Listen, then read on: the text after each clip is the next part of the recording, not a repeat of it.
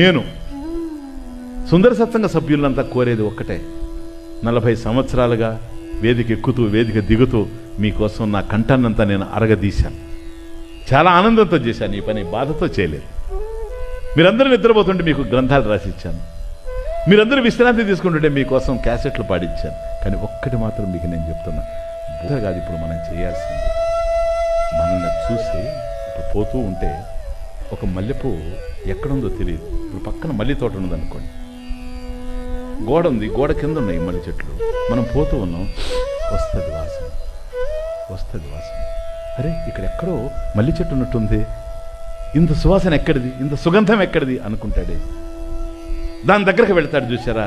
ఆ విధంగా ప్రతి సుందర సత్సంగ సభ్యులు మీరు బోధించడం కాదు నాకు కావాల్సింది, మీరు పుస్తకాలు అందించడం కాదు నాకు కావాల్సింది, మీ జీవన విధానాన్ని చూచి, నా జీవన విధానాన్ని చూచి, అబ్బా ఇట్లా కూడా బ్రతికే అవకాశం ఉందా, ఈ సమాజంలో ఇంత ప్రశాంతంగా జీవించే అవకాశం ఉందే, ఇంత హాయిగా బ్రతికేటువంటి అవకాశం ఉందే, ఎప్పుడు నవ్వుతూ ఉండేటువంటి అవకాశం ఉందే, ఇది ఎలా వచ్చింది వీళ్ళకి?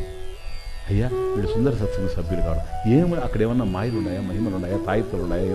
ఏమీ లేవయ్యా. ఇంకేం జరుగుతా ఉంది అక్కడ? ఇదిగో ఇది జ్ఞానం. అంటే ఈ జ్ఞానంతోనే అంత హాయిగా ఉండొచ్చా? ఉండొచ్చు. ఎందుకని?